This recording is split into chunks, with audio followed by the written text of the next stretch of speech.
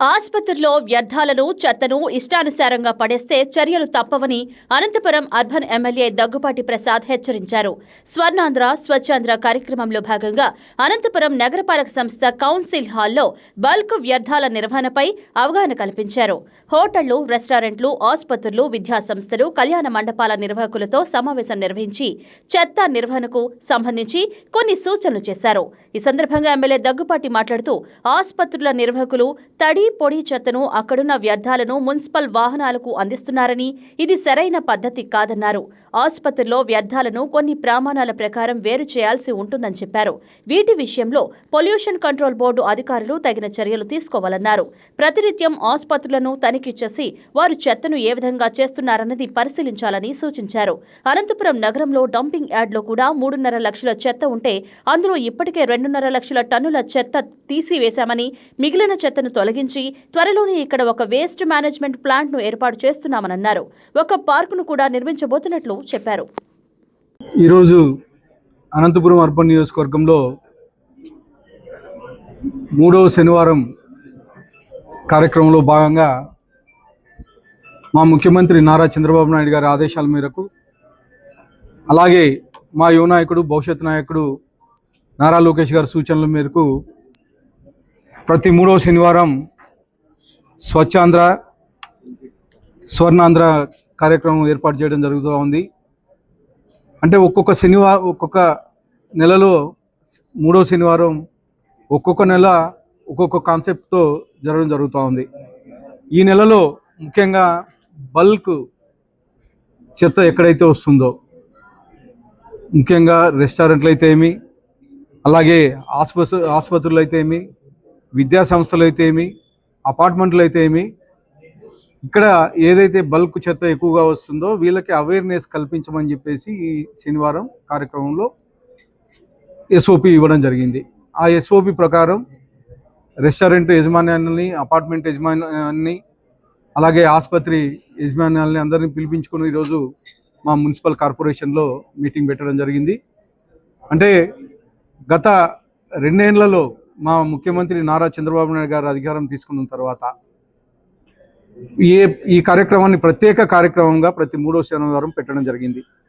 గత ప్రభుత్వం, జగన్మోహన్ రెడ్డి ప్రభుత్వంలో దాదాపు 85 లక్షల టన్నులు చెత్త పేరుకుపోయి ఉంటే 2024 అక్టోబర్ 2వ తేదీన మా ముఖ్యమంత్రి నారా చంద్రబాబు నాయుడు గారు పిలుపు ఇవ్వడం జరిగింది.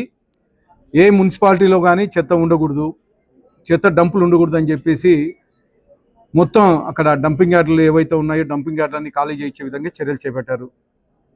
దాదాపు ఈ 2 ఏళ్ల కాలంలోనే 70 లక్షలకు టన్నులకు పైగా క్లియర్ చేయడం జరిగింది. అక్కడక్కడ ఇంకా ఒక 10-15 లక్షల వరకు పెండింగ్లో ఉంది. ముఖ్యంగా అనంతపూర్లోనే దాదాపు 3.5 లక్షల టన్నులు చెత్త పేరుకోబోయి ఉంది.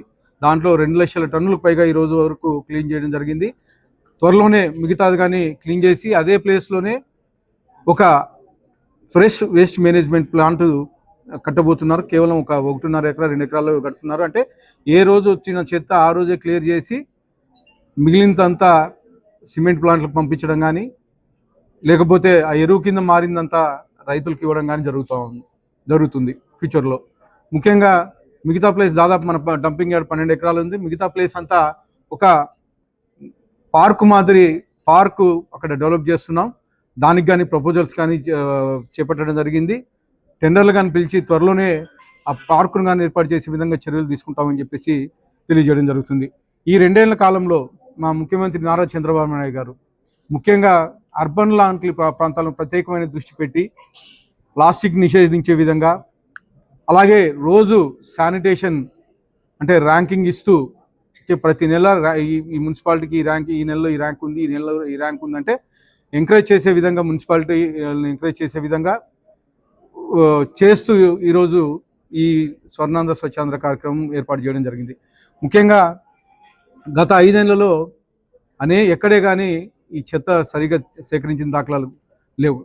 కనీసం అంటే చెత్త పన్ను వేస్తూ, అంటే చెత్త పన్ను వసూలు చేస్తూ చెత్తను సేకరించి కేవలం ఒక దిబ్బల మాదిరి పెట్టేసి 85 లక్షల టన్నులు పేరుకుపోయే విధంగా చేశారు.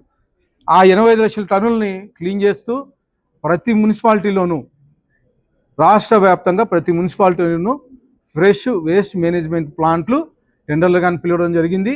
ఆల్రెడీ ప్రాసెస్లో ఉన్నాయి. త్వరలోనే ఒక 5-6 నెలల కాలంలోని ఈ ప్లాంట్లన్నీ అందుబాటులోకి వస్తున్నాయని చెప్పేసి తెలియజేస్తూ, ముఖ్యంగా మన అనంతపూర్ అర్బన్లో గత 6 నెలల నుంచి, అంటే వైఎస్ఆర్సీపీ సంబంధించిన మేయర్ దిగిపోయినప్పటి నుంచి కలెక్టర్ గారి ఆధ్వర్యంలో, అలాగే మా మున్సిపల్ కమిషనర్ గారి ఆధ్వర్యంలో పొద్దున్నే 6 గంటల నుంచి 5:30 నుంచి శానిటేషన్ సిబ్బందిని ఫాలోఅప్ చేయడం అయితేమి, అంటే గతంలో ఎక్కడైతే అంటే దాదాపు దాదాపు లాంగ్ పెండింగ్, అంటే 30 సంవత్సరాల నుంచి ఎక్కడైతే డ్రైన్లు అయితే ఏమి, తర్వాత రోడ్లు అయితే ఇలాంటివన్నీ గుర్తించి ఈ 30 సంవత్సరాలు 40 సంవత్సరాలు ఏవైతే పెండింగ్లు ఉన్నాయి ఫస్ట్ అవి క్లియర్ చేసుకుంటూ వస్తున్నాం. ముఖ్యంగా మీరు చూశారు, మొన్న వర్షం వస్తే రజక నగరు ఇలాంటి ప్రాంతాల్లో వర్షం వస్తే నీళ్లు రెగ్యులర్గా వచ్చేటివి.